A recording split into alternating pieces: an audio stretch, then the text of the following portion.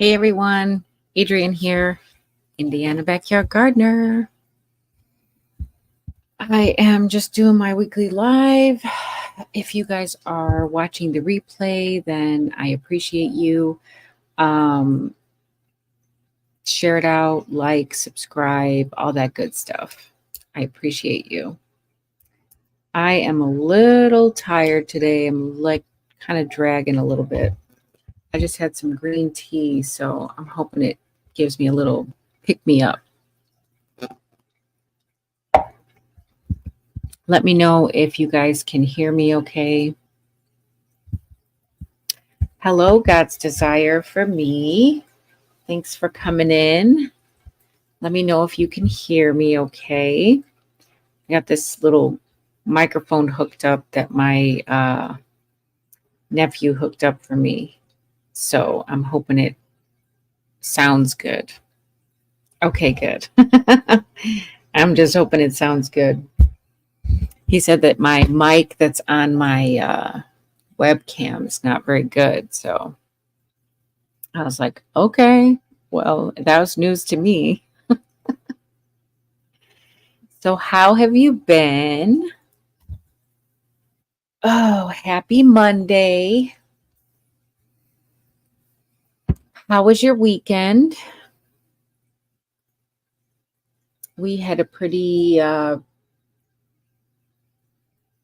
quiet weekend, I guess you could say. Well, yesterday we had two events that we went to, so it wasn't that quiet. But it was hot. It was so hot. I was trying to get out in the garden, but it was just so hot. And I was trying to stay on top of the pest pressure and watering and weeding and doing all the things. But it was so hot. I couldn't be out there too long. I think I might have been out there like an hour at a time. And then if I wait till it cools off, then I have mosquitoes out there trying to take my life. So if it's not one thing, it's another. It's crazy. I did start some seeds though. I did a video. Yes, it's the humidity. I think it's more the humidity than anything. Like I don't mind it when it's hot because I like the summer. I like the heat. I don't mind when it's hot, but when it's humid is when it's like choking you out. It's just so uncomfortable to be outside. Hey, GT, how are you? Thanks for popping in. How have you been?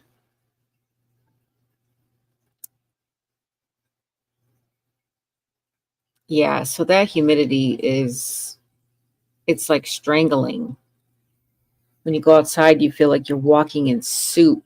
The air is so thick and it just holds on to you. It's like you're just clammy. Been doing great. Okay, that's good to hear. Happy it's sunny outside. Yeah, we got some sun. We had like a downpour this morning. It was like about 8 o'clock this morning. We had a downpour and it like flooded the streets really quick. And then within an hour, it was done.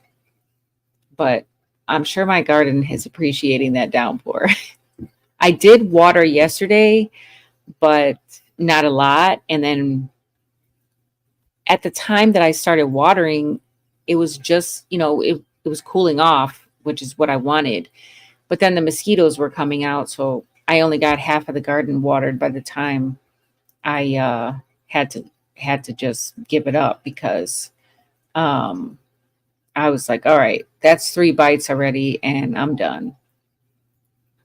Hey Rochelle, how are you? 69 degrees. Oh my gosh, that sounds so lovely right now.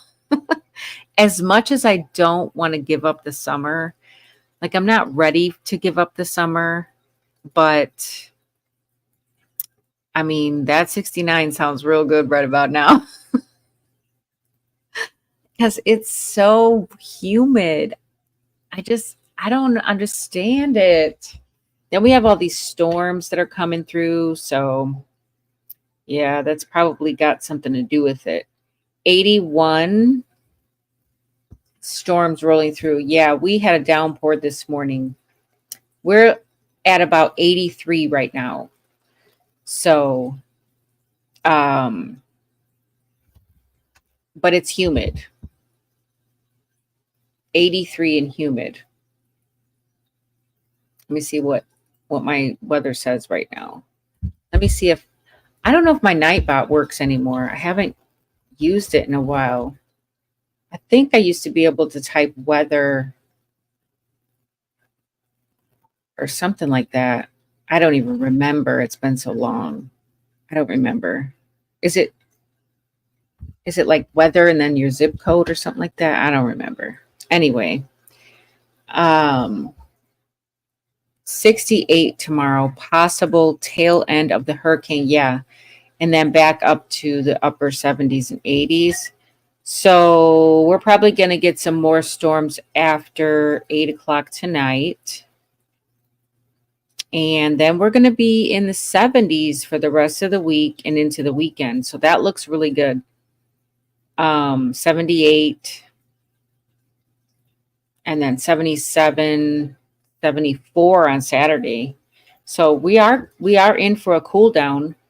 58 Wednesday night. Wow. 78 during the day and then 58 at night. That sounds really good. It sounds really good. But I don't want it to cool down too much. I just planted some more seeds.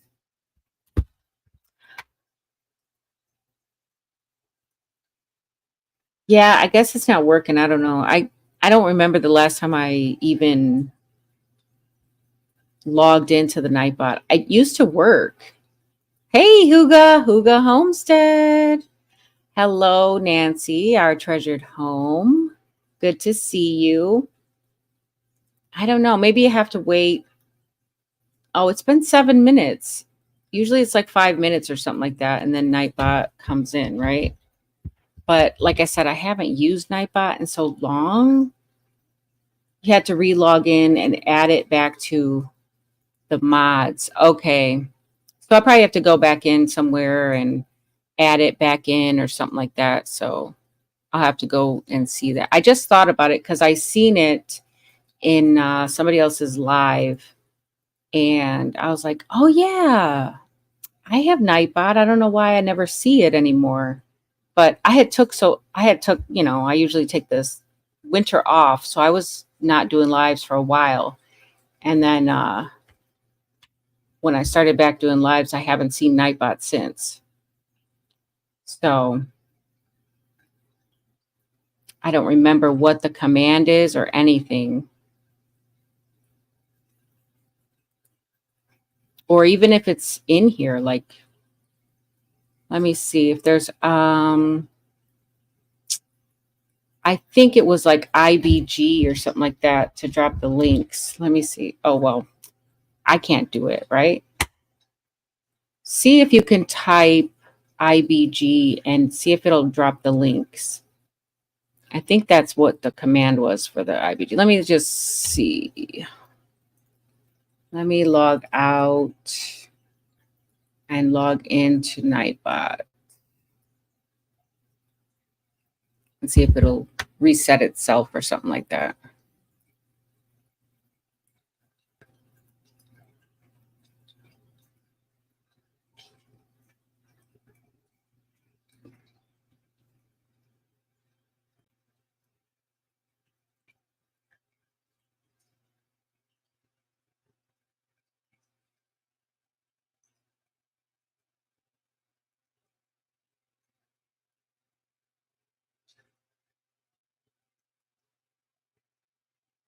Okay.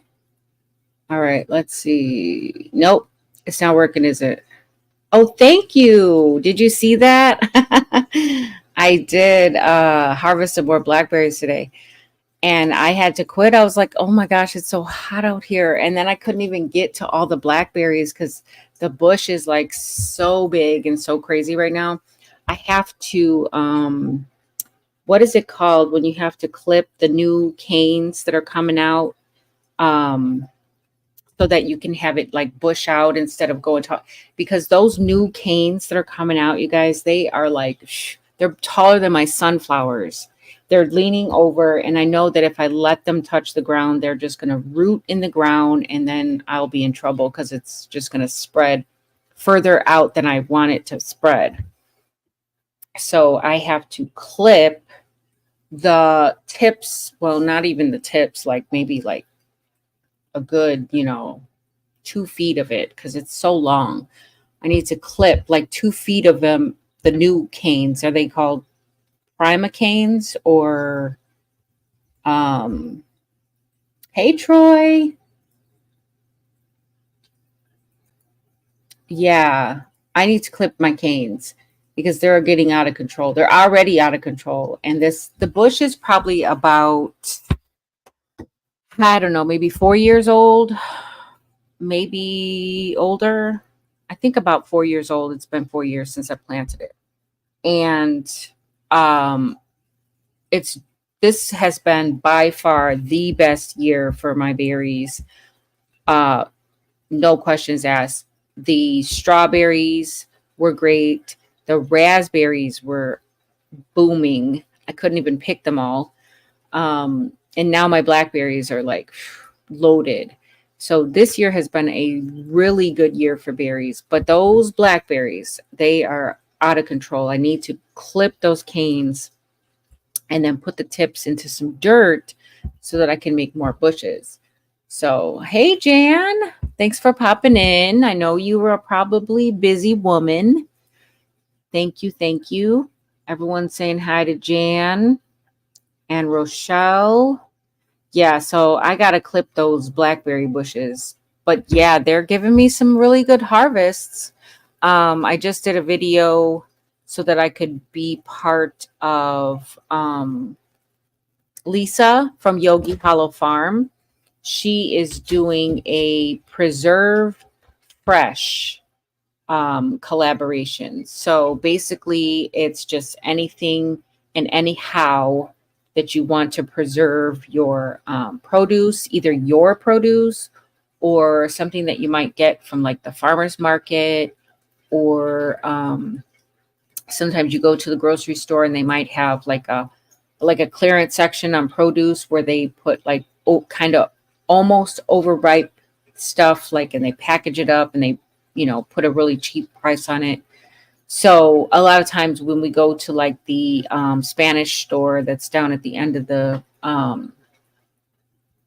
end of our street, they'll have like limes packaged up that are just almost past their prime, and it'll be like $1 a package, and there'll be like 8 or 10 limes in there, and I'll grab those and I'll cut them all up and I'll put them in a pitcher of water and call it a day. And for $1, it's worth it.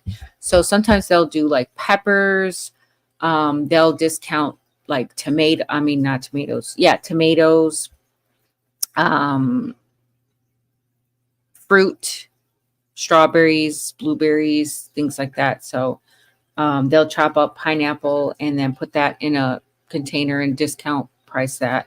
So there's many ways that you can get like discount produce. And if you decide that you're not going to use it right then, you can always preserve it. So she's doing a collaboration, and I'm just going to be part of it. So if you guys wanted to check out Yogi, I don't have her link offhand. Yogi Hollow Farm. Her name is Lisa, Yogi Hollow Farm. If you put in the hashtag preserve fresh, then you should find her video and then a couple other videos that people are doing. So I did my video. I just haven't edited yet. I had a few videos that I had needed to edit because I had went on back-to-back trips to Great Lakes and then to Ohio, to Cedar Point and whatnot. So I had some videos that I had needed to edit before that, and I didn't edit them. And then I made more videos. So now I have to edit those videos. So editing is not my favorite. I usually put it off until like the night before I'm ready to post the video, and then I'll sit down the night before and edit it and post it for the next day. So, like today, I edited the video that I'm putting out for tomorrow. I planted like a bunch more seeds for August because I'm so determined to get cucumbers and squash. I did get 2 zucchini. Okay. I had to fight for those zucchini though. I mean, I really had to fight for them. And I got 2 very nice sized zucchinis. They're not huge, but I picked them young, like a normal size. And I'm hoping I will get more because I do see a couple more that are gonna, that are forming on that plant. So I'm trying to make sure that I, you know, take care of that plant so that it'll keep producing for me. So I've clipped off leaves, I've sprayed it, I've did neem oil, I've just been like on this plant like as much as I could. So I've got 2 zucchini plants out there still. Of the 6 zucchini plants that I started with, I have 2 left and they are hanging on. Okay. And I'm trying my best to take care of them as best as I can so they can give me some more zucchini.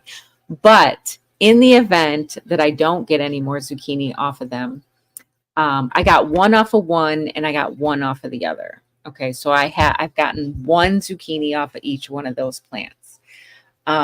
Thank you, Jan. Jan dropped the link for Yogi Hollow Farms video. So if you guys want to try that or be a part of that collaboration, Preserve Fresh, then check out her video. Hey, P&J's Homestead Adventure.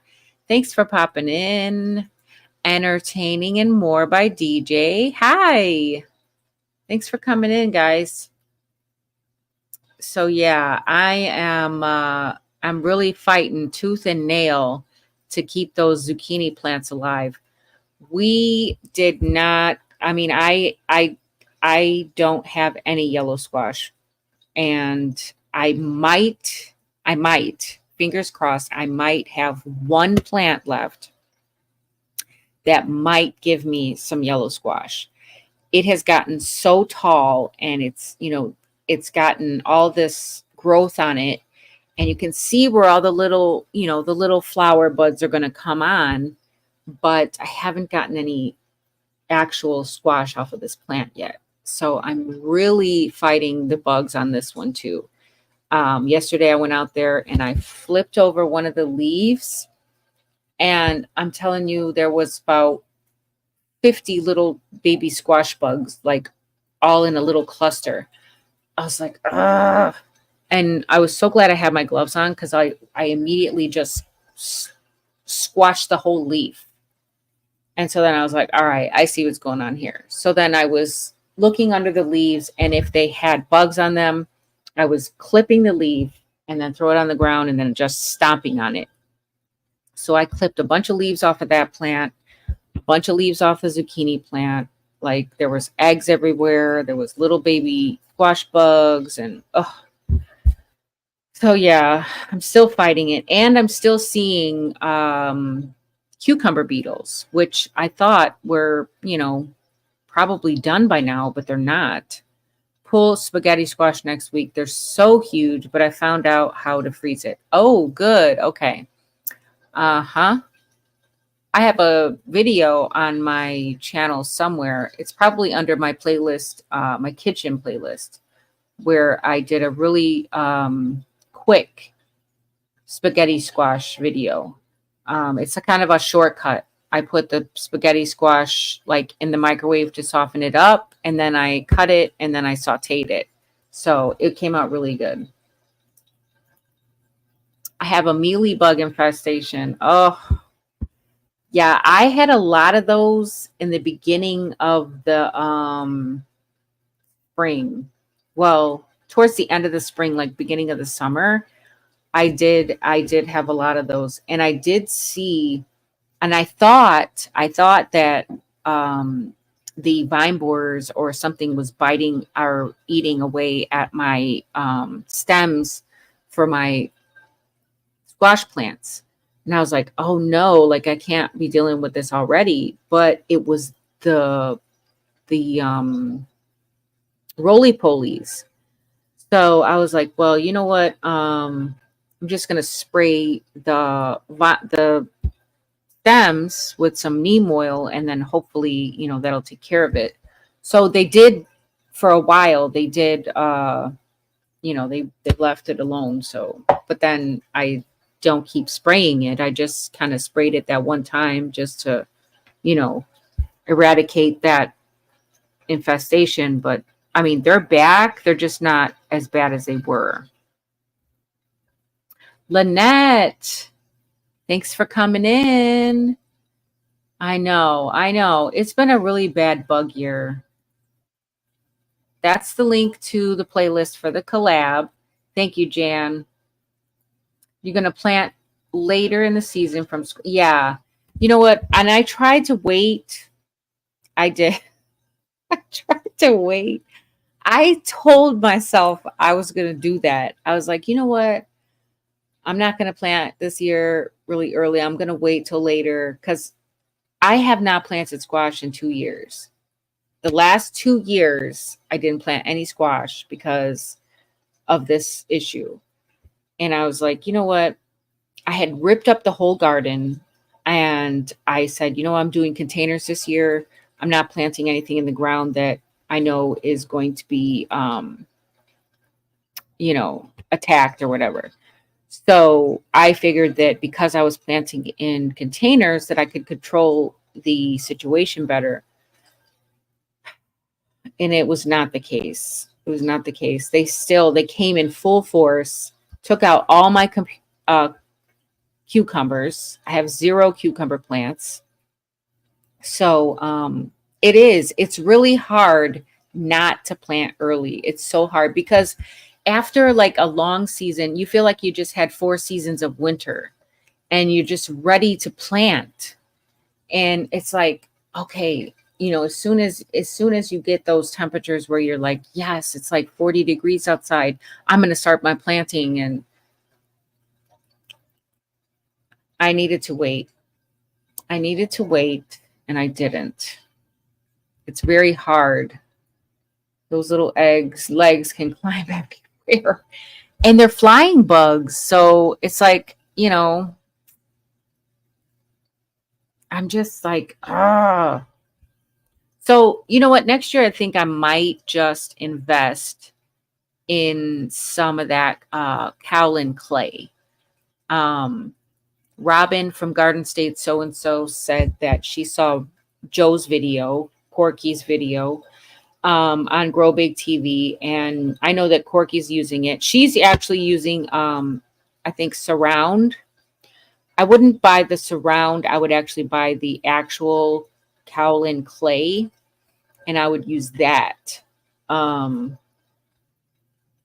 yeah, I'm like, so now anyhow, I have started another round of zucchini, yellow squash, and cucumber. I started like 3 different cucumbers and 3 different squash. And I am just like determined to get some cucumbers and squash. You have the clay, but haven't needed to use it yet. Yeah, I would have needed to use it. I saw James Pergioni use it a while back. Yeah, I seen him use it. And I also seen, was it Gary Pilarchik? I think I might have seen Gary Pilarchik use it too.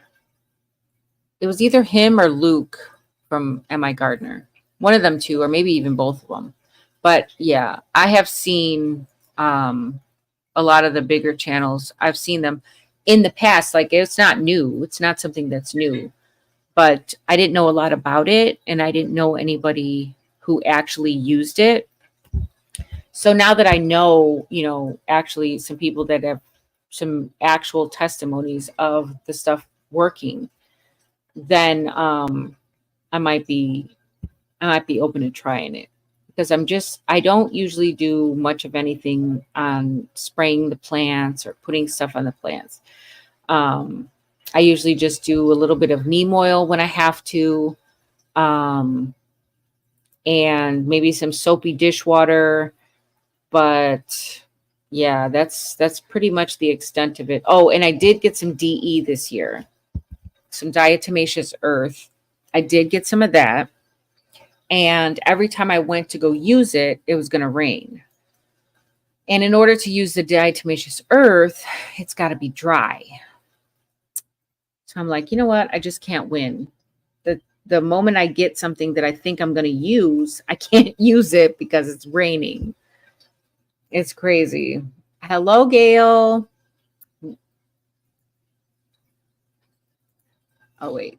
I see where Deep South Homestead talked about going out daily for plant inspections, and so did my granddad, and have good outcomes. But I can't. Testimony of what working? The Cowlin clay, Lynette. I was talking about the Cowlin clay. Hello, Miss Shirley.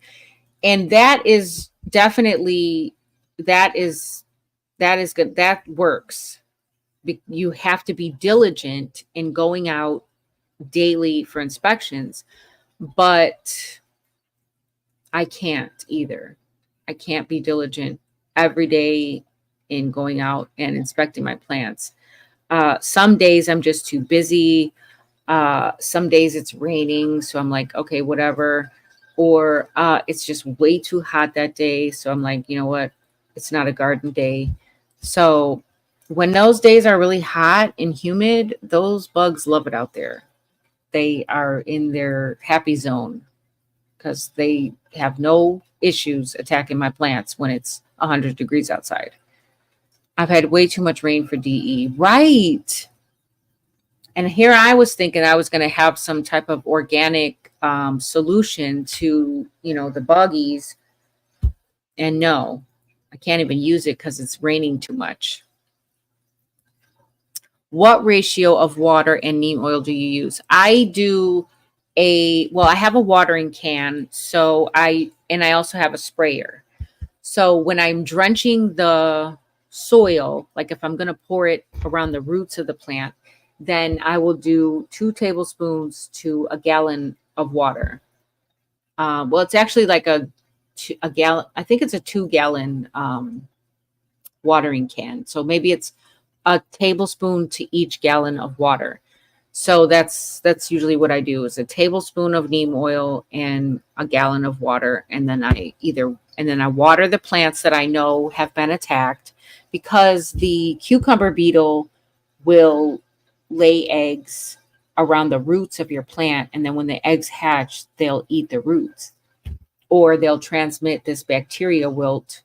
But the neem oil is also good for controlling those types of diseases as well. So, and it was working for me, and I didn't keep doing it. Like, I was not trying to keep spraying with neem oil because I didn't want to hurt the pollinators. And so Nicole Smith Gardening. I only go out to the garden every other day. Yeah. So like every other day, or like maybe every 2 days, but I can't go out every day. I just can't. Yeah, you have the Cowlin clay, but it's raining every day now. So the Cowlin clay doesn't work well in the rain either. Does it get washed off? I didn't think it was easily washed off. Put it that way. I didn't think it would easily wash off. I think Nicole needed to mix it up thicker. It wouldn't spray.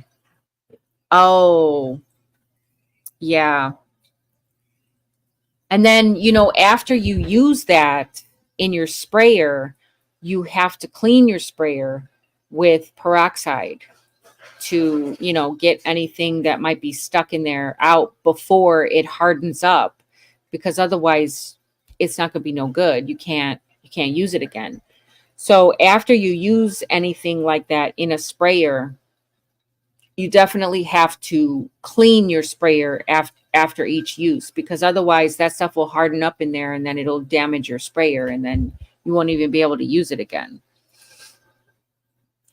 Just finished raining in Cleveland. Oh, humidity just went to 100%. Oh my gosh. Yesterday was so bad, you guys. It was like, I mean, it was over 100 degrees. The little thing on my car said 103. Okay.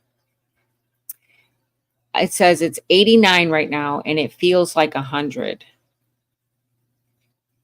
89 and it feels like 100. The humidity is at 77%. There's like literally no wind, 7 miles per hour wind. There's no breeze. We're supposed to get more rain after 8. It's crazy, that humidity. It just makes you feel sick too. So you don't want to be out. Oh, she used the clay. Okay. I didn't see that one. I must have missed that one. Did she show that in one of her garden tour videos, or was that something else? Or a long time ago, maybe she did it. It slowly rinses away. Okay, so I am determined to get some cucumbers and squash, you guys. I have restarted more seeds. The Kajari melon that I started sprouted like within 2 days. So I already put that in some seed starting mix so that can, get going. But I've got everything else in the paper towel method. So everything's in the sunroom where it's nice and hot, in sandwich bags in the paper towel method. So I did, and you guys will see the video tomorrow, but I'll show you guys. I did some these Cherokee wax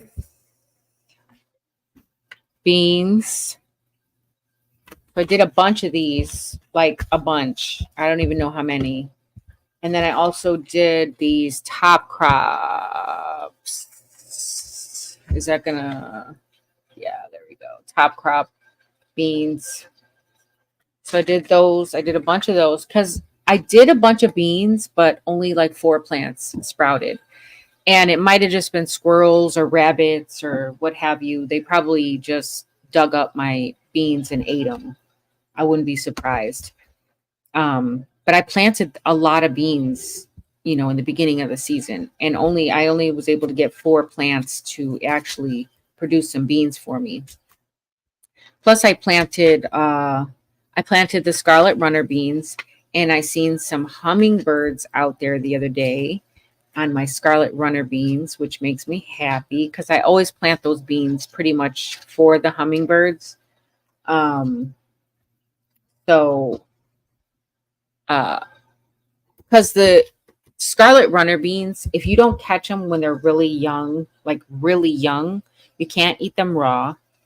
And if they get to like a regular bean size, you have to cook them. You can't, they're not like a raw bean. And they're kind of like a shelling bean. Okay. So I don't do a lot of shelling beans, but those flowers on those beans are also edible as well. Super sweet. So when the beans are like maybe that little and they're super skinny, sometimes I'll just go out there and I'll snack on them like sugar peas. They're so good. But I did also plant the dragon tongue bush bean, or were they pole beans? I think they were pole beans because they're climbing, so they're definitely pole beans. I thought they were bush, but they're pole. So good thing I planted them up against the fence because the fence is definitely helping that situation. And the little purple flowers are so beautiful, but those ones haven't produced any beans just yet. But they're very close to, because they got little purple flowers all over them. Last year, okay. Yeah, so I might have forgot that I saw it. Deer and raccoons ate your cucumber. Oh my gosh, not the okra. Those raccoons, but they are ruthless, okay? The raccoons are them trash pandas will take your stuff out. Zeke will not let anything in the yard. So I usually don't have too much of an issue with raccoons. I do see some possums going across the yard, but possums are harmless and they eat ticks. So I don't mind possums. And I have a fence around my garden. So there's not too much outside the garden that they can get into. I've got tomatoes out there, outside the garden. And I've got, what else do I have? A couple of pepper plants, but something was eating those. I don't know if it was the rabbits or the deer, but something was eating those pepper plants. And they had like these little sad two little leaves, like a few little leaves at the top. They were probably like this big, and the pepper plants are, like this tall, just a tall stick of a plant. But the leaves are growing back on the pepper plants, but I don't know if I'll end up getting any peppers off those plants because it's, I mean, I do have like 2 months left, so I possibly could get some. My other peppers are already growing though, so who knows? Maybe I'll get a surprise harvest off of those. Thank you for sharing the Fall Fest 24. Yes. So Gail Southern Living is doing a Fall Fest again this year. Every year she does a collaboration, and it's called Fall Fest. And basically, it's like a giveaway collaboration, but it's really good at growing your channel, at getting views to your channel, getting new subscribers, like broadening your audience and that type of thing. So basically, what it is if you get in on the collaboration, you will, and I'll put her, it's called #FallFest24. And you can email Gail at Gail Southern Living. Okay.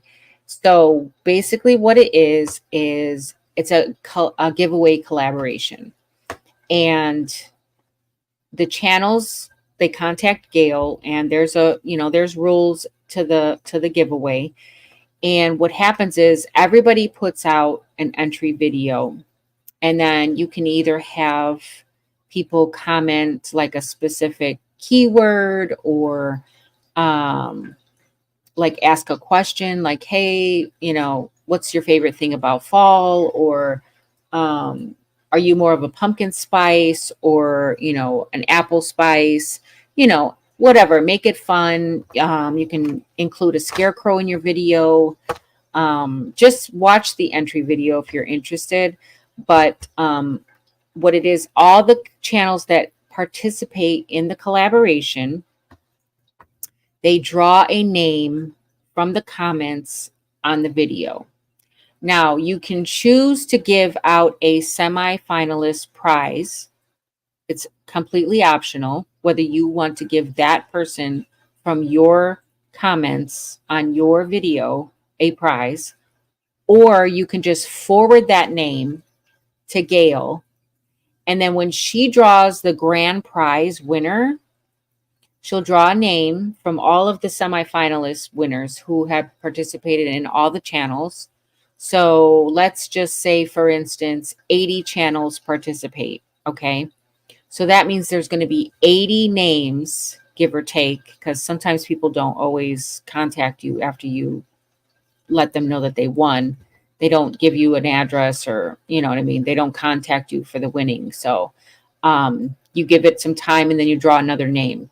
And if you still don't get a response, then forget it. So give or take, let's just say hypothetically 80 channels participate. And you have 80 names that Gail has 80 names that she has to draw. When she draws the name for the grand prize winner, that winner gets a prize from all 80 channels. Okay. And not only that, but the channels themselves can also participate. So if I'm participating in Fall Fest 24 and I make it a video and everybody's commenting on my video, I am going to go to the playlist and I'm also going to comment on everybody else's video, because then I also have a chance at winning on somebody else's channel. Not only on somebody else's channel, but for the grand prize of 80 prizes. All right. So if you want to know all the rules and everything, all the details, you can go to Gail Southern Living's channel, and she does have a registration video, and you can be part of it. And like I said, it's a great way to grow your channel, to get new subscribers, to get a fresh new audience, to broaden your audience, you know, because it's not only one genre. Okay. So there's crafters that participate, there's preppers, there's gardeners, there's just people like travelers, and you know, it doesn't matter what type of channel you have. It's a Fall Fest 24 giveaway. So there's no criteria as to what type of channel or even what type of prize you give away.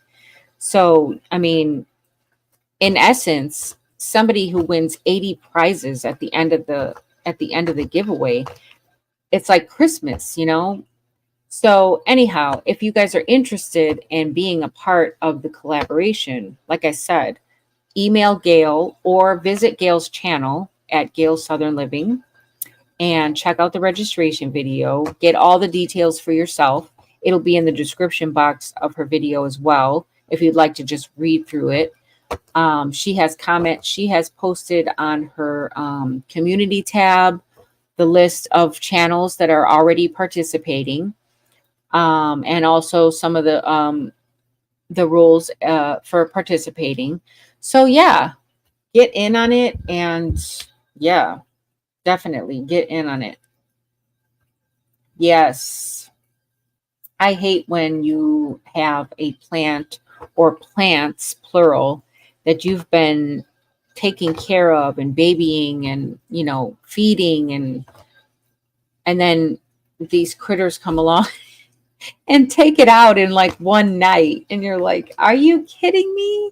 Like, it took me 2 months to get that plant to where it was, and now you have to start over. It can be very discouraging. The pepperoncinis are doing amazing. Oh, I love pepperoncini peppers. I love pepperoncinis. Pickled pepperoncinis are the best. I love them. Yes.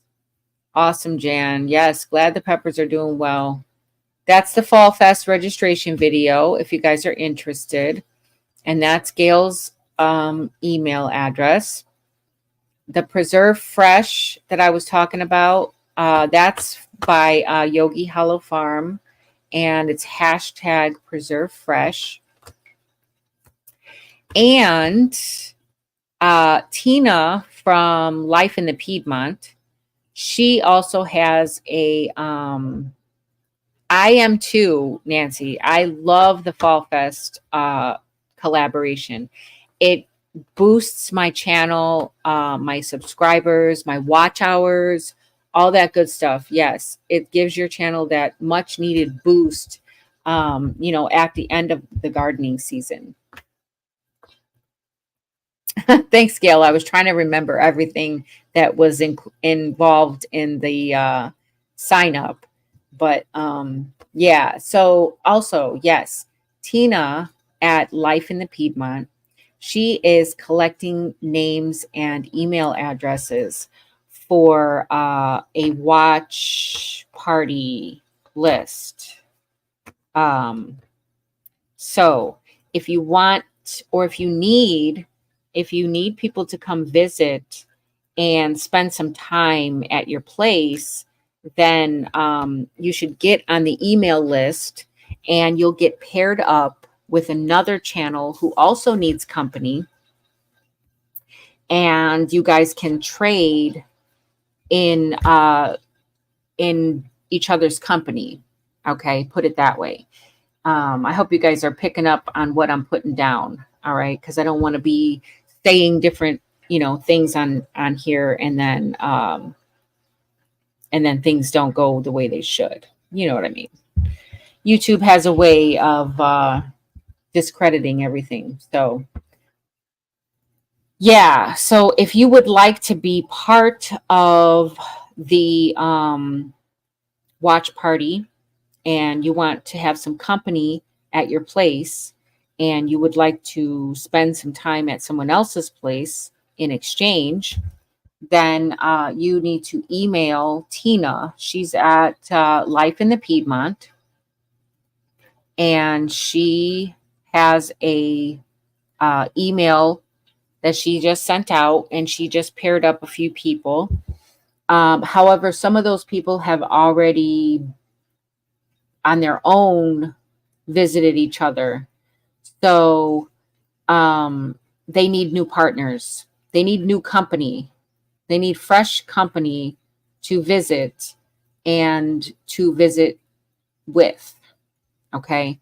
So get with Tina and give her your channel name and let her know that you would like to be part of the swap. And then you can get some new company at your place, and you can also visit others at their place. So I hope that was, we picked it up. We joined that with Tina. Okay, good, good. Hey, hello, Prez the Investor. Thanks for dropping in. So yeah, Tina's got that going on, and she is Life in the Piedmont.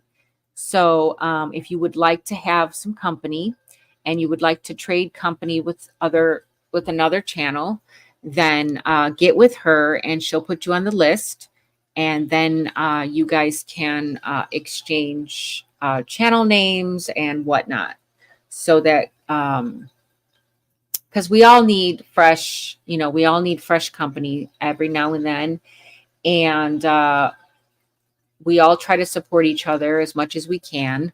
So it's a great way to just be supportive and also to get support in return. So, yeah, so what I wanted to show you guys was some of the stuff that I just planted again, okay? Because I'm not giving up. They took out all of my cucumbers. I have 0 cucumber plants in the garden, you guys, because those dang cucumber beetles. And this is the first year I've dealt with cucumber beetles. I've not dealt with cucumber beetles in the past. I have dealt with squash bugs every single year, but not cucumber beetles. And in the beginning, it was just the little striped cucumber beetle. But now I'm seeing both of them. I'm seeing the spotted cucumber beetle as well as the striped cucumber beetle. So now they're just tag teaming me. It's crazy.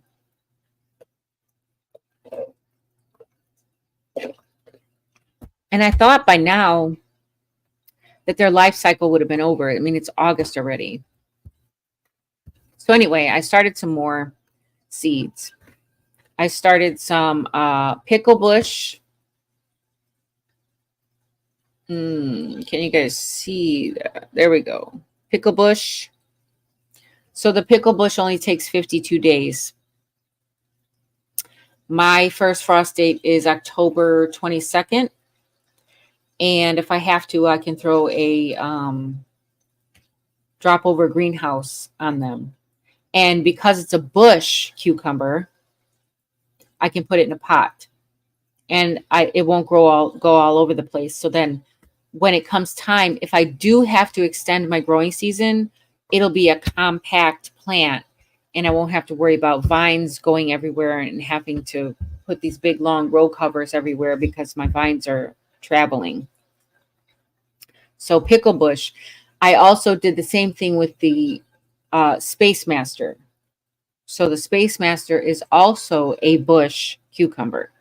So I'm trying to think ahead just in case I have to protect these plants in order to get a harvest. I need them to be, contained. So I'm going to do these in a container as well. They take up 1/3 of the space, and they only take 60 days to harvest, which, if you think about it, the growing conditions right now are very optimal for these types of plants. So it says that it takes about 8 to 10 days for germination. It is not going to take that long to germinate, not when it's 100 degrees outside. Okay. It's hot out there and it's humid. These seeds are going to germinate quicker than 8 days. All right. So it's not going to be 60 days to harvest. It's going to be much less, more like, maybe 50 or even 55, somewhere around that. But even then, I should have time to get a harvest. So we got Space Master. Now this one I didn't have a choice, but I wanted to grow it anyway, and it was, it's a quick maturing one, but it's the Trombetta, or Tromboncino, if you will. And it only takes 58 days to harvest. And that includes the 7 to 10 days that they're giving for germination, which, like I said, it shouldn't take 7 to 10 days to germinate. So 58 days, give or take 10 days. So closer to like 50 days for germination. For maturity. So, and I'm hearing really good things about these. I think I might have tried to grow these one year, and the vine borer got them. Let's see if I miss anything in the chat. Tiptoeing around those words. You gotta do that. I think the bugs are on steroids. Man, I don't know what they're drinking out there. They're drinking some bug juice for real. They are super bugs. The stuff is not working anymore. Space Saver cucumber grow huge ones. Yes, the Space Master. Yeah, I love Space Master. I grew them for a couple years, and then I wanted to do the vining ones because I wanted them to grow, along the fence and provide like a shade, like a to fill in the fence, if you will, to provide the shade on the fence so that the stuff that's on the other side of the fence will be shaded out by all the vines of the cucumber. But, of course, the bugs just don't want to let us be great. So that didn't happen. Then I ended up having to put up a shade cloth anyway. So I also cannot get these cucamelons to germinate. I've tried 3 different seeds for these. 2 people sent me seeds, and I've tried these MI Gardener seeds. Actually, 3 people sent me seeds. So I got seeds from Nicole Smith. I got seeds from Our Georgia Suburban Homestead. And I think I got seeds, these cucamelon seeds, from Gail too. There was a third person who sent me these cucamelon seeds, and I don't remember who it was. But then, and then I had these MI Gardener seeds. So I've tried now 4 different seeds for this plant, and I've not even gotten any germination from it. So I don't know what I'm doing wrong, but it says that the germination temperature is between 70 and 85 degrees Fahrenheit. So, it's hot enough. And the first ones I started on top of the coffee pot. So, that should have been warm enough. So we'll see if those ones germinate or not. 2 metal beds on my Amazon Christmas list yesterday. Oh, my husband got me 2 metal beds. And I showed you guys that in a previous video. They're out there. They're not filled right now because I'm not decided on if I'm going to put them out there where they're at, or if I'm going to revamp the inside of the garden and put them inside. I'm thinking I want them inside just because I want them inside, and I don't want the critters to be able to get to them for whatever reason, for whatever I plant in them. So I'm thinking I'm going to end up the 2 beds where the sunflowers are at, and the ground cherries, and some Swiss chard I have growing there. So that bed and the one next to it, they're kind of, the wood is it's falling apart now. Well, not the bigger one. The bigger one's fine, but the smaller one has already fallen apart. It was wood I got from the sawmill, so it was free.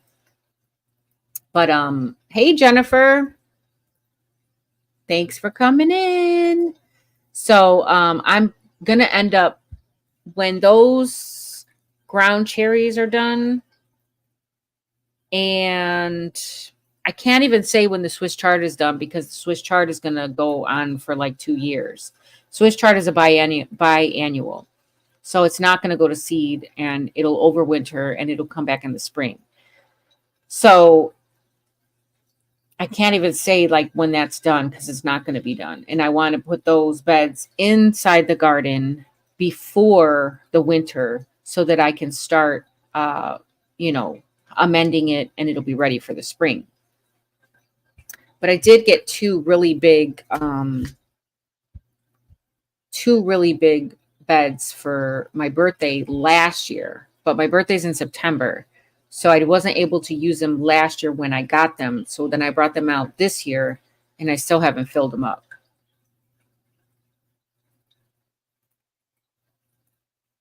My bugs drank Miracle Grow. They drank something because, yeah, I love my metal bed, even with the buckets inside. Huh. Interesting.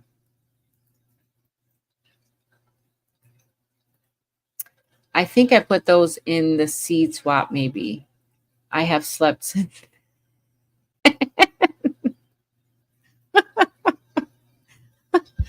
Yeah, that might have been it. I think I want to say like I got those from you, but I don't know why I think I did. It's probably because I did. Do I need to email you about the rainbow seeds? Oh, yes, for Jennifer. Jennifer got Lisa's email. Good, good, good.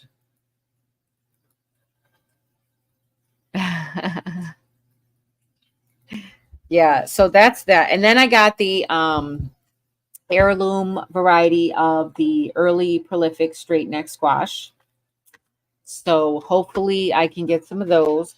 And that says 50 days to harvest. And also another 50 days to harvest with a 7 to 10 day germination. So, we can definitely knock off the 7 days. So if anything, it'll be more closer to 40 days at harvest. The Kajari melon has already germinated. At least one of them did. I started 3 seeds, and one of them has germinated already. So I did get those, that one into some starting mix. This is the gray zucchini.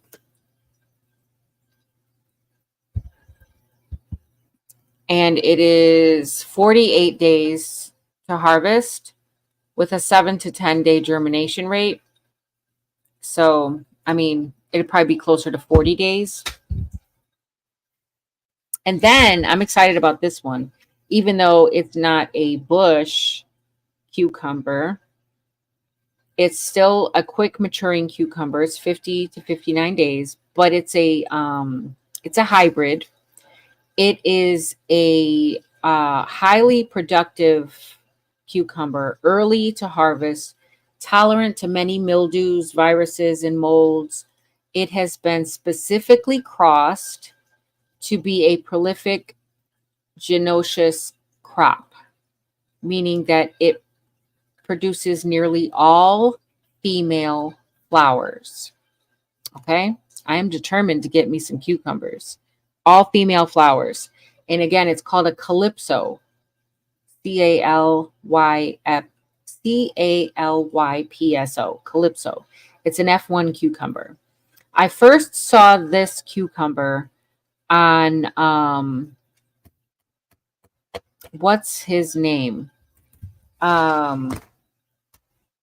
He's in North Carolina. What's his name? Oh no, I can't remember his name. I can't even remember his channel name. I'm drawing such a blank. He's in like North Carolina.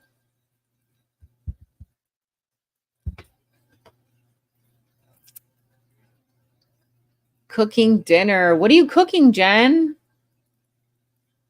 I'm going to try to start amending my bed since my gardening is over. For me, one thing every day till it's done.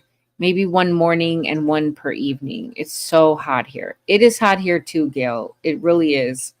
Full of the zingers today. Will I dehydrate any of the cucumbers? You know, I was looking at Tammy's cucumber chip video, and I was thinking about doing some of those. Those look really good.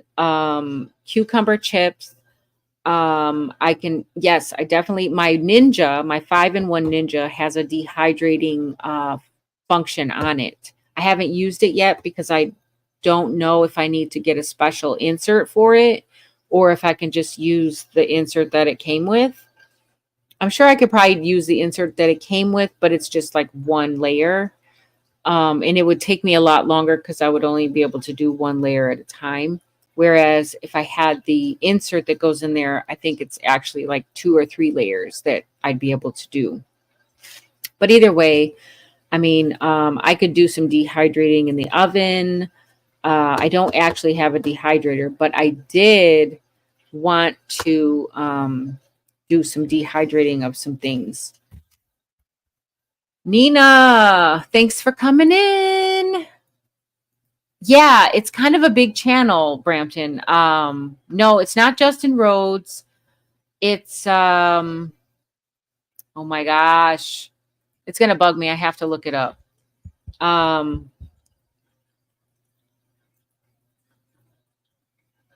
my gosh, I don't know why I can't remember his name and his channel.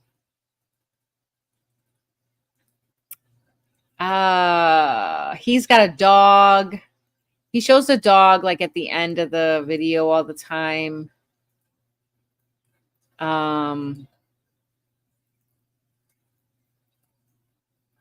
Not Roots and Refuge, no. Hi, Shannon. Say hi, everyone. I'm cooking dinner, so I'm lurking. All right. Thanks for popping in. Hey, Lisa. Thanks for coming in. It's not Roots and Refuge. It's a guy. His name is he always says, "What's growing on, gardeners?" Oh my gosh, I cannot remember what his name is. He's in North Carolina. Or is it South Carolina? No, it's North Carolina. He's got tons of really good advice. Let me see. I got to. I'll figure it out. Give me a second because it's going to kill me if I don't. But he is the first one that I saw growing those. The Millennial Gardener. The Millennial Gardener. That's what I'm talking about. I'm talking about the Millennial Gardener. And I'll share.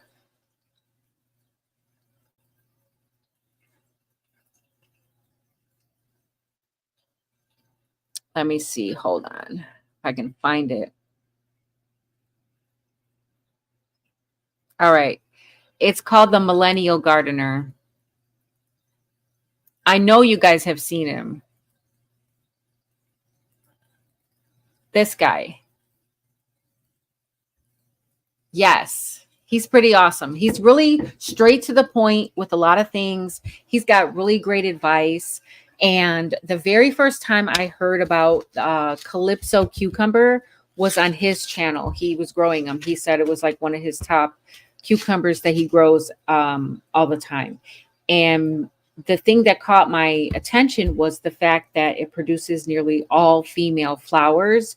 And because of his humid and environment, like his environment's similar to like our environment where he gets the pest pressure and the humidity. So I figured like, you know, I could stand to learn a few things from him as far as pest and disease and stuff like that. So every now and then I will catch his videos, but he is the first one who I saw growing those Calypso cucumbers. Let me see if I can find it on his channels. Okay, so these are the best cucumbers I've ever grown. 3 incredible cucumber varieties. So yeah, and in one of those cucumber varieties, I believe was the Calypso.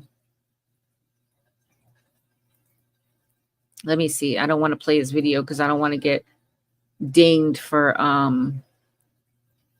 copyright. But I'm just trying to see if it's in his yeah, I don't see it as a description. But yeah. Anyway, he's the one I was trying to remember who where I saw those Calypso cucumbers. So yeah. Of course, we love you. I stopped watching Roots and Refuge.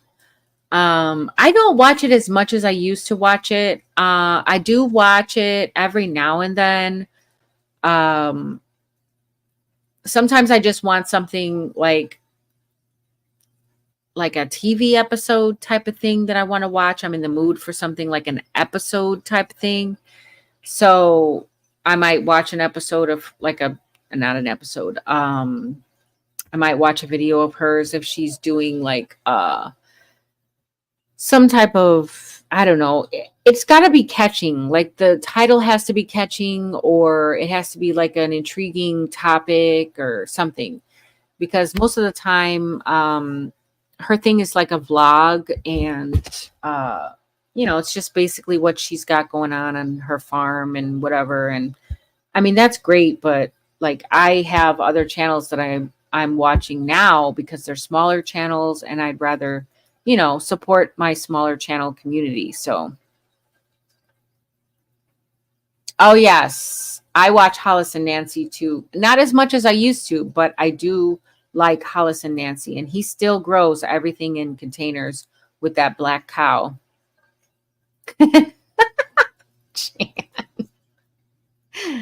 I've been making eyeballs and soap dishes all day.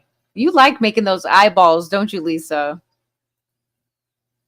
Homesteading with Sadie. I don't think I've ever seen Homesteading with Sadie. Sounds familiar. Yes. Yes. He's been in several of my searches, so I finally friended him. He's got some good advice. He does. And he's, like I said, his growing environment is kind of similar to where to mine, because it's humid and he gets a lot of pest pressure, like the squash bugs and things like that. He gets the leaf-footed bugs, which thankfully I don't deal with, and hopefully I won't have to, but he does deal with a few different bugs than I do, but he does have the same humidity and growing conditions and stuff like that. So I look at his channel every now and then. Flowers. Planting my pest control plant before my regular plants. Yes, that's the idea. Then succession planting them all year long. That's the idea, Gail. A learning video, you mean? Yes. Absolutely. Like I'd rather have something that I'm learning from. Absolutely.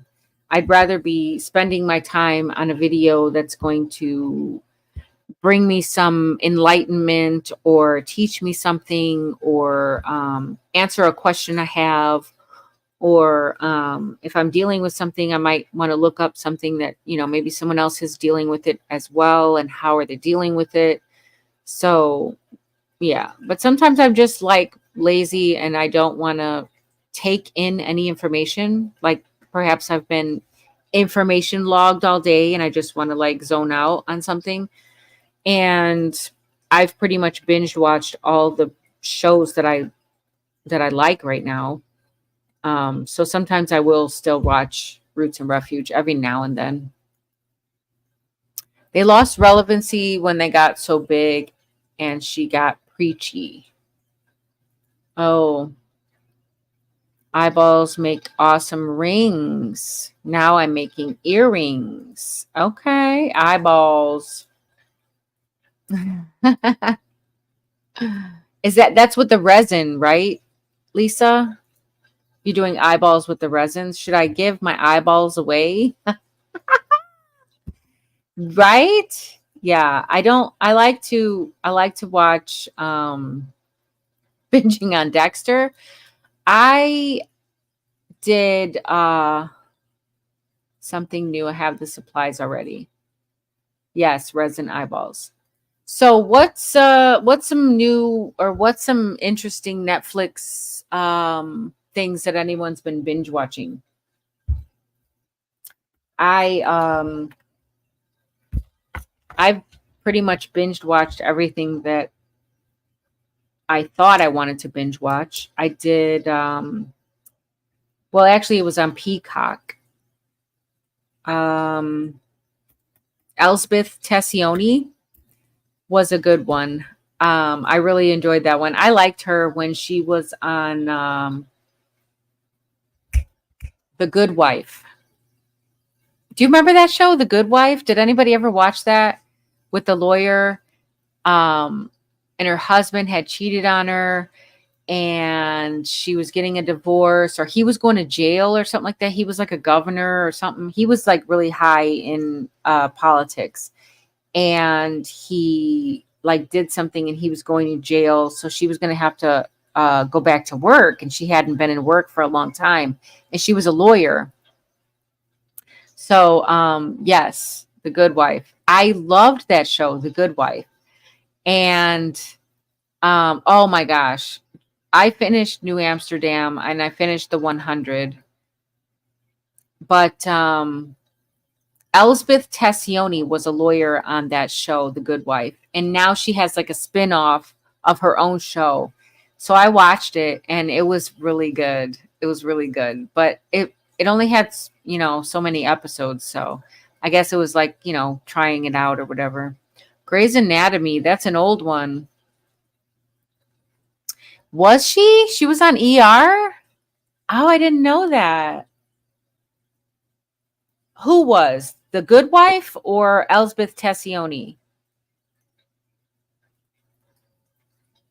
3 blackberry plants, freshly pulled from the ground with the roots today. 4 feet tall. Wow. That's amazing, Jen. If you lived closer to me, I'd give you all these raspberry plants. Never saw that. Yeah, it's called Elsbeth Tassioni. It's on Peacock. It's like Channel 5 maybe. I don't know. The Peacock app is NBC. So, I'm guessing it's a show that was on Channel 5. But I don't have actual cable. I only do streaming. So I have the Amazon Prime, the Netflix, the Hulu, and then I have Peacock that came with um, something else, some type of subscription that I have. That Peacock came free with that, so I have Peacock for that. But The Good Wife, does Netflix still offer it? Yes, I think it does. I think it does. But The Good Wife was good. I loved that one and it was really good. Dexter was interesting. So what is Dexter about? About Charlie, 4 red kiwi plants? Oh, that's exciting. My daughter has Roku. I have an Amazon Fire Stick. So I'm hooked on The Chosen, The Good Witch, and The Doctor. The Doctor or The Good Doctor, Lynette? Isn't it The Good Doctor? I haven't seen those yet either. Hey, Kristen. So I watched Tracker, and that was with the guy from This Is Us, Kevin from This Is Us. I can't remember what his real name is, but he played Kevin on This Is Us. So he has a show now called Tracker, and it's on CBS, I believe. But I also watch that on the if you have Xfinity, you can get the Xfinity Stream app, and you can get all of the 2579, like that type, those type of channels or whatever. And then they also have like popular shows or whatever. So I watched it through the Xfinity app because that's who my internet is with. So Tracker was really good, and it was about like he's like a not he's kind of like a bounty hunter, except he finds missing people for a bounty. So people hire him to find somebody who's missing, or they might know where that person is, but they can't get to that person, or whatever that case may be. So he gets hired to find people, and it's a really interesting. It was a really good show. I liked it, but I watched it all. It was like sometimes when these new shows come out, they only have so many episodes, and then you go through them all so quick, and then you're like, now what? You know? Okay, Dexter is a serial killer who works for the Miami PD as a blood spatter analyst. Okay, since I lived near Miami and recognize most of the places. So nobody knows, obviously nobody knows he's a serial killer, right? He's a serial killer trying to make righteous code, killing according to his adopted dad's detective method. Oh, wow. Burn notice. Okay. I don't want to ruin it for you. Dexter kills bad people. Okay. So he's like, okay. I get it now. I get it. I get it. I'll have to check it out. How many seasons is Dexter? I don't like to start a binge watch unless it has multiple seasons with it. Didn't like Burn Notice, but yes, I recognize most of the scenery. When I start to a binge watch, I like to make sure that I have, more than a few episodes. I mean, not episodes, more than a few, what's it called? Seasons. Because if I get into the show, I don't want it to end so quick. And then I'm like, oh, now what? It's like I just binge watched this whole thing. So I like to have at least a couple of seasons to watch. 8 seasons? Seriously? I don't know why I never heard of this show. Like, I see it now, but I just started seeing it. Like, I didn't see it before. And I don't know why. Like, I don't know. Maybe because, I don't know. And I watch a lot of crime shows. The actor who played in Burn Notice kept getting arrested for bad behavior. Oh, there's a lot. Okay. 8 seasons. Okay, so that's good because I like to start. If I'm going to binge watch something, it's got to have a lot of seasons to it. Because otherwise, what's the point in binge watching if you're just going to go through like 8 episodes and be done with the whole thing, So, Wild at Heart, okay, and it's on Roku. Did you know that there's a Dexter spinoff? Is the Dexter character not in it? Is that why it's a spinoff?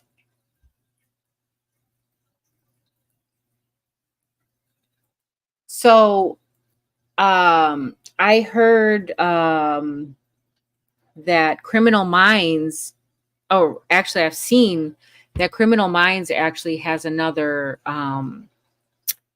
more episodes, and I had watched all of Criminal Minds, like 20 something seasons or whatever.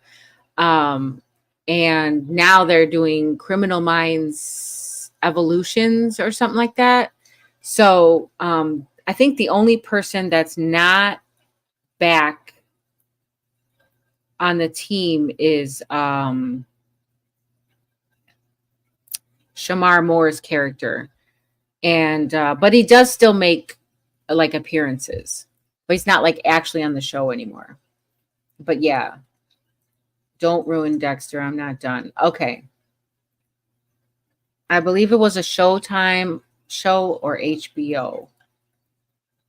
I see Dexter. Okay, okay, okay. That's why. That's why. Because I don't have Showtime or HBO. So that's probably why. Yes, but Criminal Minds isn't the same without the main character.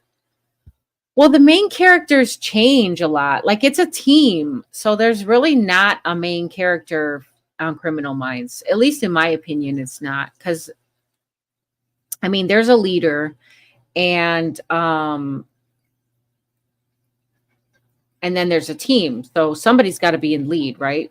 So the one guy retired and what's her name took over. But Shamar Moore was definitely not the lead character. I actually, my favorite one is Spencer. Spencer's my favorite character. And then after Spencer, it's Penelope. Dexter Resurrection. Okay. Dexter Resurrection. I thought we watched Dexter on Netflix. Yeah, it's on Netflix now, but it probably started off uh, as a Showtime or an HBO show. And then after so many seasons, they sell it to, like a streaming whatever, like Netflix, and then Netflix gets to play it. Just like Hatch, Shamar, Penelope, and Spencer. Yeah. Well, Penelope is back. She's still on. Um, yeah, but Hatch and Shamar Moore are not. But it's still good. I think it's still good. JJ's good. Um, yeah, I still like it. Dexter New Blood. Wow, there's a lot of Dexters. The Blacklist until COVID caused changes and that caused my interest to fit. Yeah, that sucks.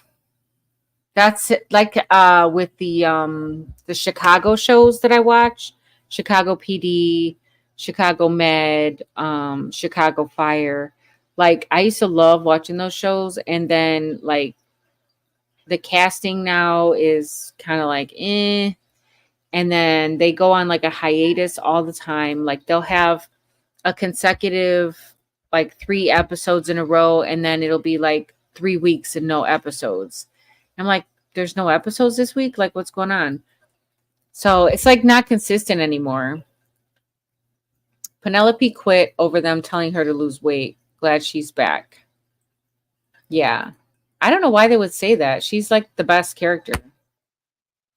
Who cares if she loses weight or not? And why would she need to lose weight? She started out as that character. So why change her now? I got my lime water. But I love like all the crime shows. I haven't done NCIS. Um I don't know. I think I might have watched one episode of NCIS and I don't know which one it was, if it was just the NCIS or I know there's like different ones. But like I didn't get into it. So, I mean, I might need to give it another chance. I didn't watch Blacklist. I should give Blacklist a chance though, because it looks like it could be good. But I don't know. I didn't. That lead character guy, he's not one of my favorites. So that's probably why I didn't ever watch it. Blacklist was good. Everyone likes Blacklist. Maybe I'll give it maybe I'll give it a chance. Charles keeps asking me why I am into crime and gore. What's wrong? What's wrong with me? Perhaps years as a crime reporter and then advanced psychology. Crime is so intriguing, isn't it? You're not alone, Lisa. My husband likes to watch the first 48. Now, sometimes I like to watch it, but I don't really enjoy the first 48. I don't. I don't really enjoy it. Sometimes it's okay. Like sometimes it just I don't know, the first 48 to me is a little boring. It's so like monotone. Like the narration of it is like monotone and it's like it just puts me to sleep and I'm like, "Oh my gosh." But like there's other shows that I can watch that are not like that. It's like that but not that, you know what I mean? There was a show that we really enjoyed and it was called what was it called? It was in Louisiana and they were following along like on the first responders, I think it was. Like first respond no, it wasn't called first responders. Night Watch. I think it was called Night Watch. I'm pretty sure it was called Night Watch. But it was really good. And it was funny and it was like entertaining and it was also kind of like wow for you to be able to see like what really, did different things. But I could totally get wanted to. Couldn't we all, Gail? Like with all of the crime shows we've all watched, Dateline is good too. Yeah. When I was reporting, I'd come across all these story ideas to say to myself, you can't make this stuff up. No wonder Carl Hyson was so successful. He used to write for the Miami Herald. So did I. You can't make this stuff up, right? You have a Dateline channel. Oh, I think I have Dateline on one of my apps.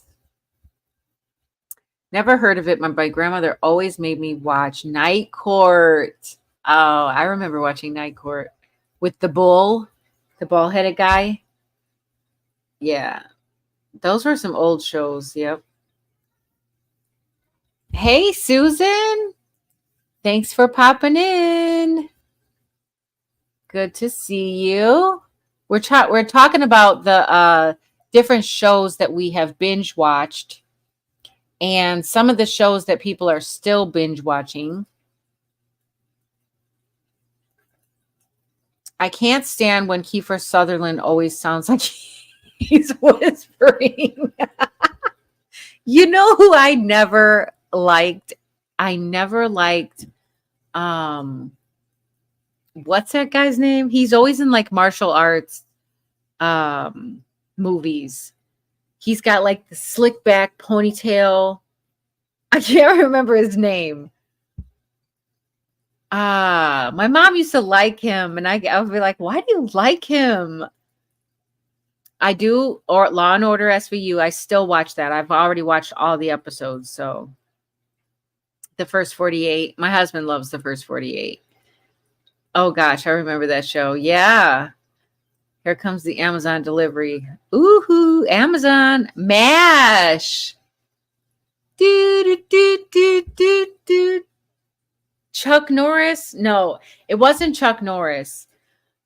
Steven Seagal. Yes. I don't know why, but I could not stand him. I didn't want to watch anything that he was in. I could not stand that guy. I don't know why. He always was like the same. He was the same way. He always sounded like he was whispering. Jan said she can't stand when Kiefer Sutherland always sounds like he's whispering. Steven Seagal is the same way. He's always talking like this. I'm like, why? He's like so irritating. I can't even watch anything that he's in. Steven always wrote, starred in, produced. He did everything on his movies. Yeah. I cannot with him. I could not. I mean, I'm like, my mom would be like, oh, he's so And I'm like, ew. Like, I can't stand him. I can't even stand to see him or hear him talk. Like, don't even. I can't. Yeah. he, he would always be talking like this. And I'm like, why does he have to talk like that in every movie he's in? Like, seriously? I know he really doesn't talk like that.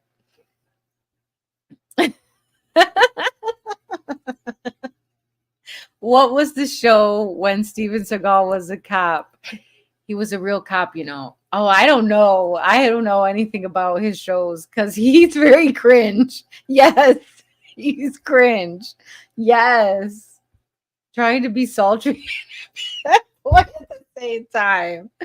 Oh, no. I could not. No, I could not with him. He was like, I think, I don't know. That's probably like the top of the list for me for actors that I will never watch. Hey, how are you? Oh, yes, it is hot. It is definitely hot, Xander. It's hot everywhere. We're talking about shows that we have binge watched or that we're watching now. And we just got on the subject of Steven Seagal somehow. 5 packages. Pistachio resin powder. Wow, that sounds interesting. Yeah. When you were younger, who was like your dream actor? Like if you could go out to lunch with any actor, like who would it have been? So for me, when I was younger, it was um Kristen. Right. Italy. Okay. Bo Bridges. Oh, Carrie Fisher. Okay. Okay.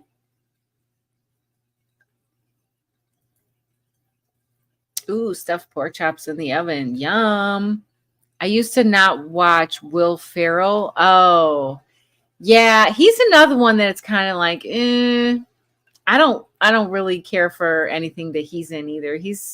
I kind of I don't like that dumb comedy too much. Like Adam Sandler is probably the only one who I can put up with as far as like dumb comedy goes. Like, and he just does it so well. But Will Ferrell to me is kind of like irritating too. Oh, Ralph Macchio as in the Karate Kid. Yeah. My crush when I was growing up was Tom Cruise. Like I loved everything. Oh, Top Gun. Oh, woo. Top Gun. Okay. Yeah. Top Gun. All the things. What was it called? Strictly Business or something like that. Frisky Business. I don't know what it was. Something where he was dancing around in his underwear. Yeah. Oh, but he was old enough to be your dad. They're both irritating. Yep. James Cagney. Ooh, he would dance and be a gangster. Red Skeleton.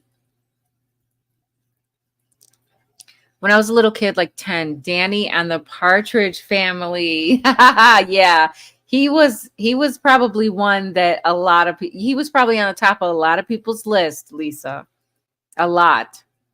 Lynn Whitfield. Okay. She played a thin line between love and hate. Mm-hmm. Channing Tatum. Okay. Yeah, Tom Cruise was the one for me. Like, I loved everything he was in. I definitely loved everything that he was in. And then, I don't know, and then things started getting weird when they started talking about like how his real life was and everything. And I was like, that's kind of creepy. Like, it was definitely a turn off after that. But George Clooney was always a little uh on the sexy side too, even though he was older. George Clooney had like a classiness about him.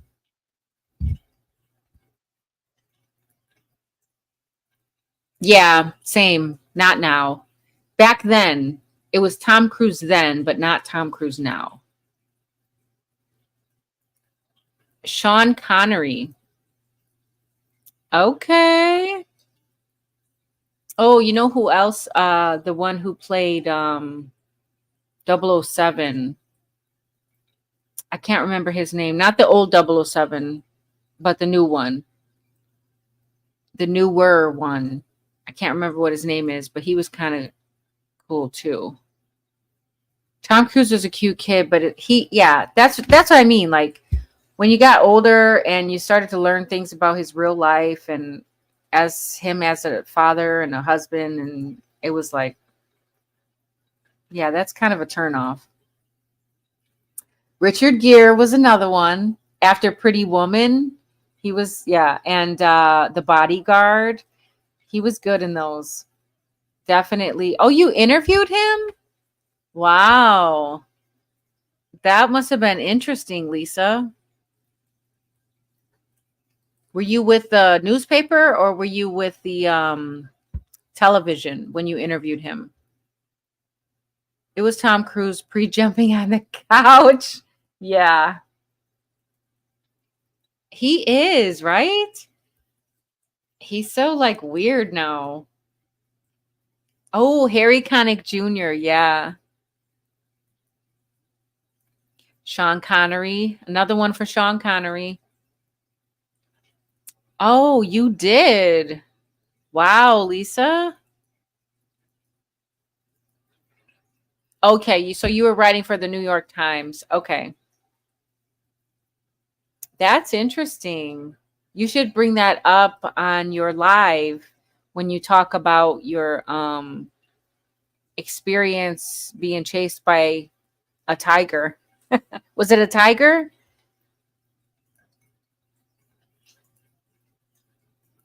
Sean Connery was the best in Indiana Jones. Did Sean Connery didn't play in Indiana Jones? That was Harrison Ford, wasn't it? Or did he play in Indiana Jones? I can't remember that far back. Oh, Brad Pitt. Oh, Johnny Depp. He was another one. Young Johnny Depp. And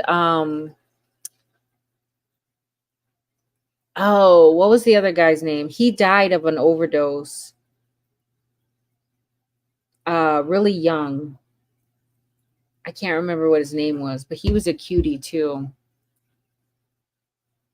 One live a month to reporting stories. There seems to be some interest in it. Yes, there is. He was the father of Jones. Oh, he was the father. You're right. You're right. You're right. So, yeah, Harrison Ford was Indiana Jones, but then Sean Connery was his dad, right? Okay. The third movie. Yeah, see, I can't remember that much. River Phoenix. Yes. River Phoenix. He was a hottie too. Too bad that, you know, that whole Hollywood scene messes them up. Cuz that's so sad that, they get into that lifestyle and um just lose their way. There was a movie called Dream a Little Dream.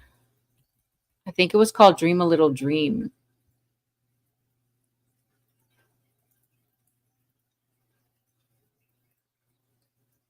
Um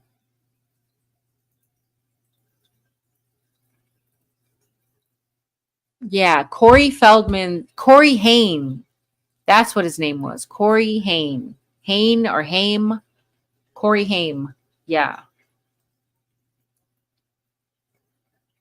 No, not Joaquin Phoenix. I think Joaquin Phoenix, is he still alive? Or did he just, I think he might have just, no, it was River Phoenix. Definitely River Phoenix because he OD'd. He lived just below Gainesville, Florida, and was seen on University of Florida campus all the time on his skateboard while we were in school there. Oh, anything to do with Star Wars actors, I know. Oh, okay. So you're a Star Wars head. Yeah, too much too soon, Gail. Dream a little dream with me. Hello, Jaden. Thanks for coming in. We're talking about different actors that we liked, back in the day. He's still alive. It was River that passed that was too young. Yes. River Phoenix. Um yeah, that I remember that um movie. It was Corey Haim and Corey Feldman, and Corey Haim uh or Corey did Corey was it Corey Feldman that OD'd? I think he OD'd, didn't he? Too? Or maybe not. Or was it Corey Feldman that OD'd? One of them I think OD'd too. I don't remember.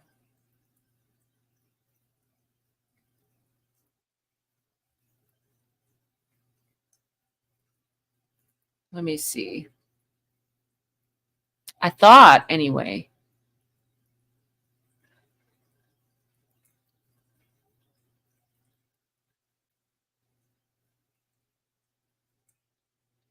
Anyway, yeah. Those were some cuties back in the day. Dream a little dream with me. Xander, Star Wars is for 40-year-olds. They have all new Star Wars now. Everything's like new. They keep like remaking it, and it just keeps living on. More wire for jewelry. Okay, got your more wire for your jewelry. Yeah, them movies back in the day were everything. Like the 16 Candles, like that whole Breakfast Club. Like I loved all of that stuff. Like the 80s movies, they were the best.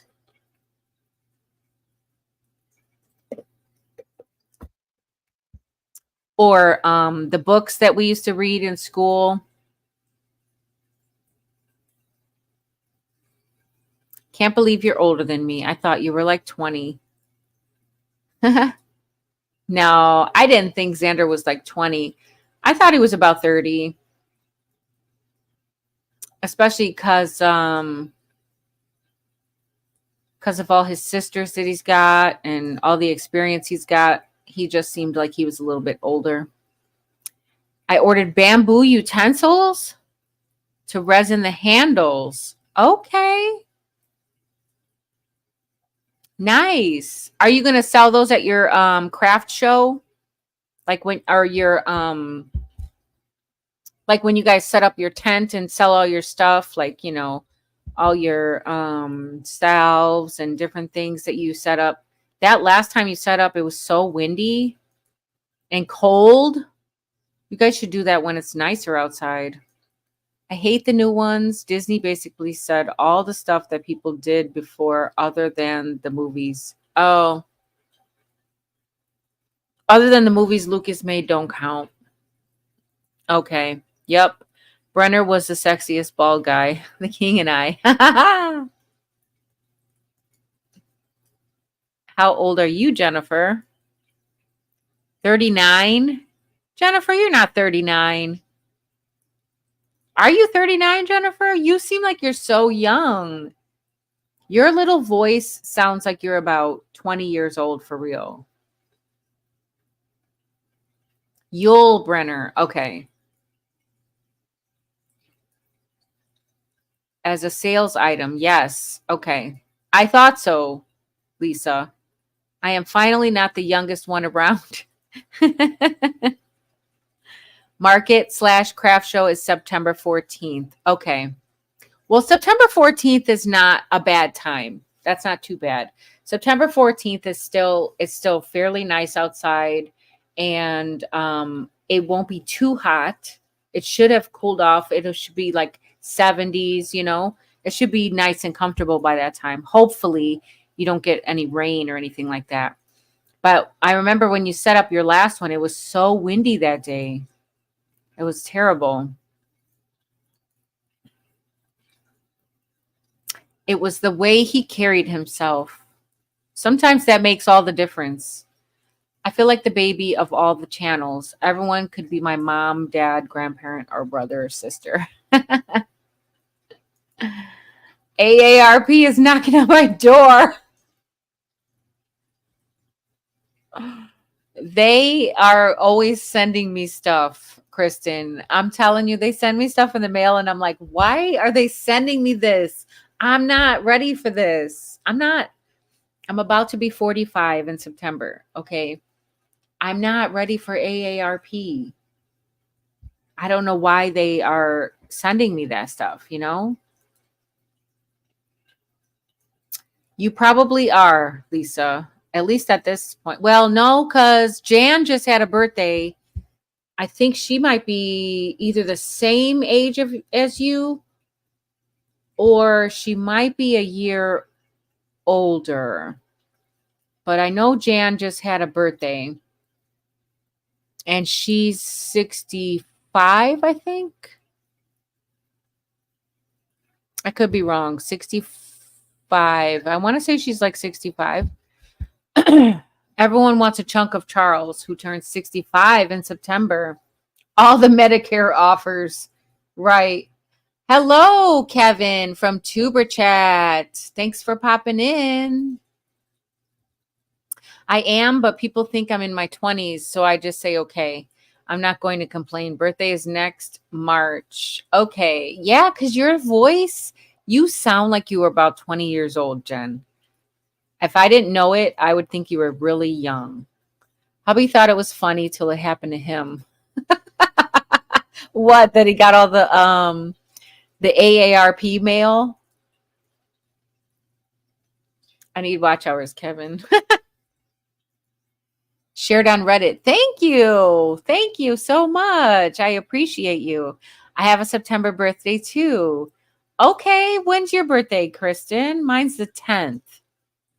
September the 10th. Where's all the gray? I'm covered in gray and I'm crying out loud, not ready for this. I do have some gray. It's like more like silver. It's very silver. It's in there. I happen to like being the baby of the channels. Enjoy it while you can.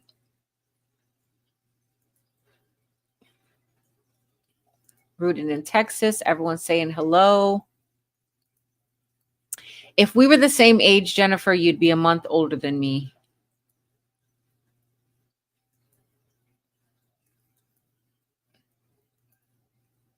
I thought old man Xander was 20 and he's 40. Old man Xander? Now he's old man Xander? First you thought he was 20 and now he's old man Xander. Oh, dang. September the 4th. Okay. Is this a Tuber Chat raid? I don't know. Is it? No, it's just Tuber Chat. Everyone else, I think, was already in here. That would be cool, though. Pulls Jennifer's cheeks. July 27th on 26th. Spent the 27th stone on painkillers. Oh, dang, Lisa. I hope you're feeling better. I think you're feeling a little bit better because you did your live on Thursday, so you did look good. Smiles and takes Xander's wallet. Wow. Jeez, what does that make me?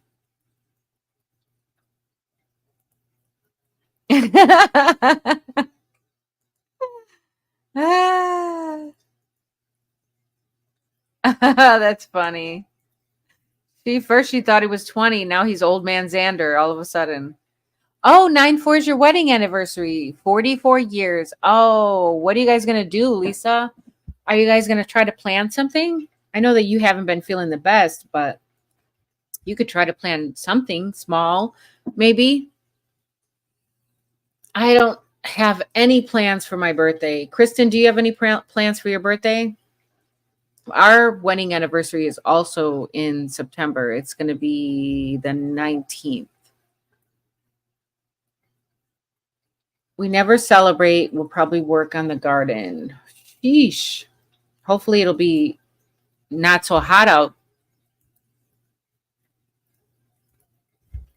Yeah, we don't really do much. I don't really like to do much anyway. We probably go out to dinner and, just, there's usually like some fairs still going on in the area, so we might do something like that, or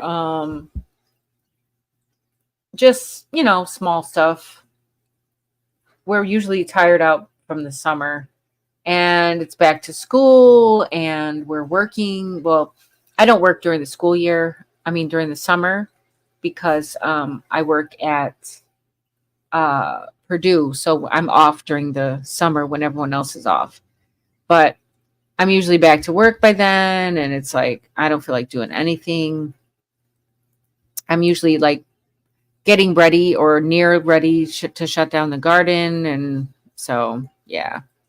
Nieces and nephews hitting 17 this year. Wow. My oldest nephew is 18. So yeah, my oldest nephew is 18. So yeah, I feel you, Xander. What are you having for dinner? Ham, mac and cheese, and green beans.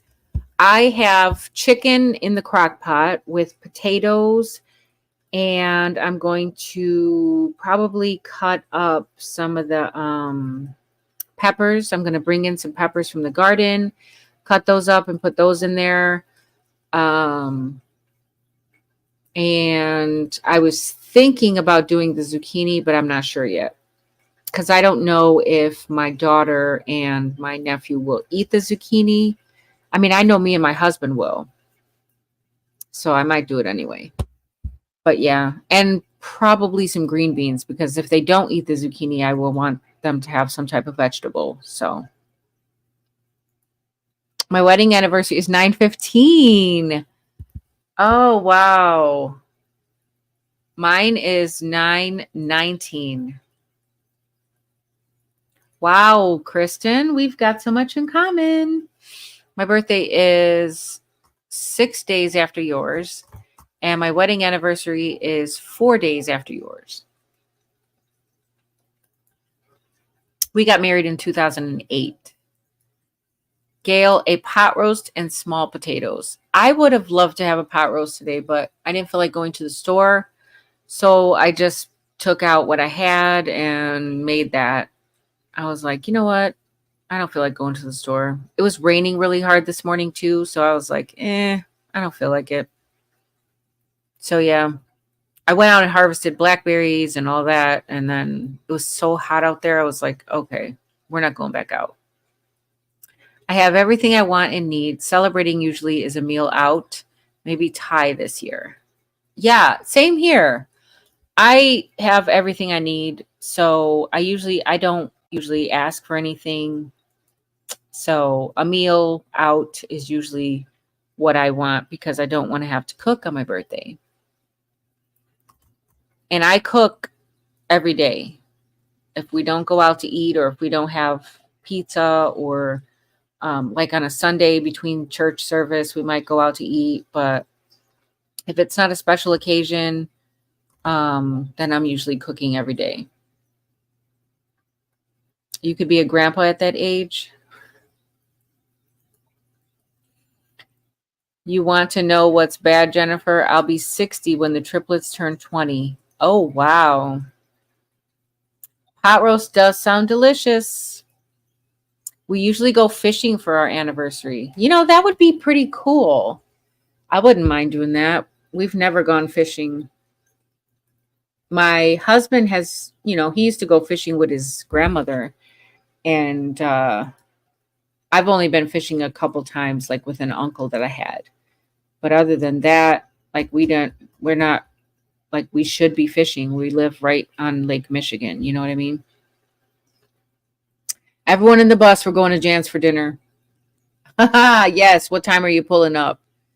It's so good, Gail. We are having leftover Chinese takeout. An actual name of the restaurant? Chinese Takey Outie? What? That's the name of the restaurant, Lisa? Oh my gosh. What? That's crazy. Chinese Takey Outie. Whoa.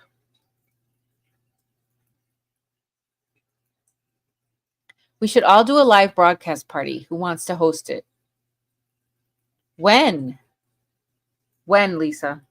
What do you mean? Like everyone get on the panel? We could do that.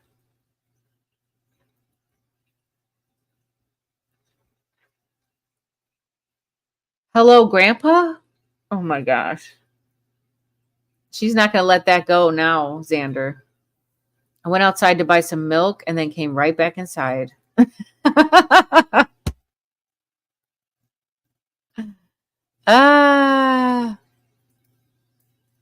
Glamping in the camper.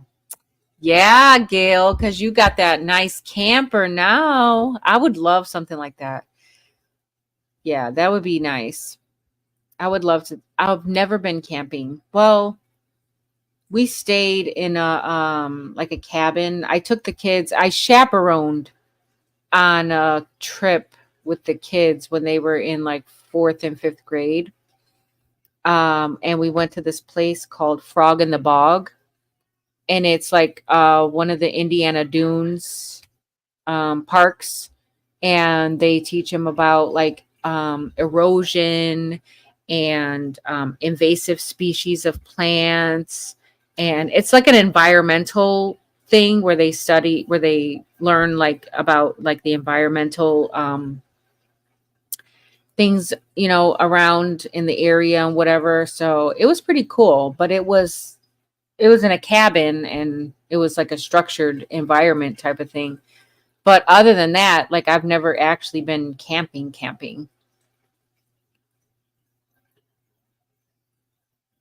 Oh, okay. I'm like, what? Everyone on the panel, I need watch hours. Maybe I should host it. Yeah, no problem. If you're going to host it, it's probably going to be on a Thursday, right? Right, Lisa?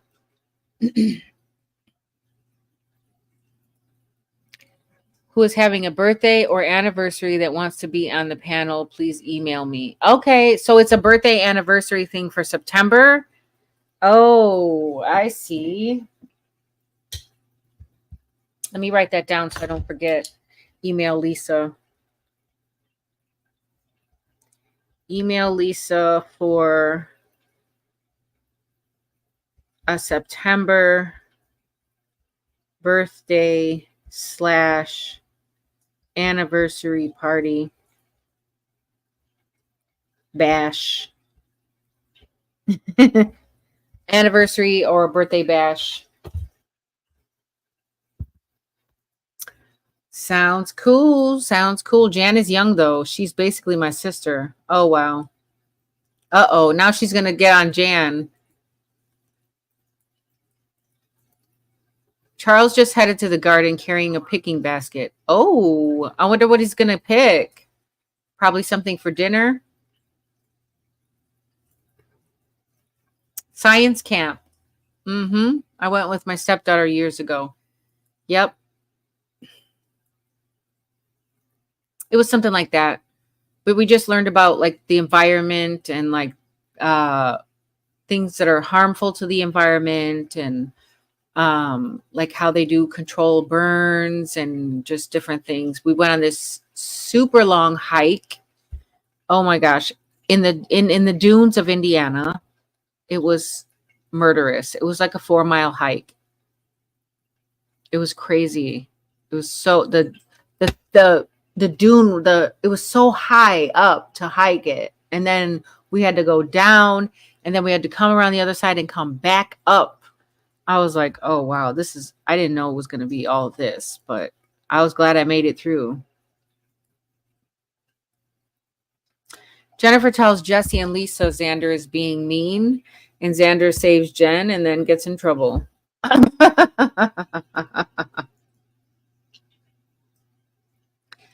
What night would everybody want? I need a nap.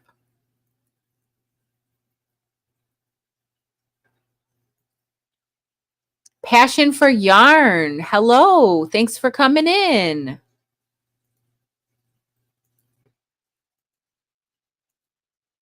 Should I get my video camera and stalk him? Who? Charlie? You're going to stalk him? Do it, Lisa. You're going to come up behind him like, Charlie, what are you doing, Charlie? I see you with that basket. Fresh Italian fish pizza. Oof. All right, guys. Well, it's 2 hours. We've been on here for 2 hours. All right, Lisa, go catch Charlie in the act and make a video on it. Make a short on what Charlie went out in the garden with the basket for. All right, guys, I am going to end it here. I want to thank you guys all for coming in. Thanks for hanging out with me. It's been fun. We've had some good laughs. If anybody's watching the replay, then thank you for sticking around and give it a thumbs up, share it out. And till next time, the more you know, the more you grow. Bye, guys.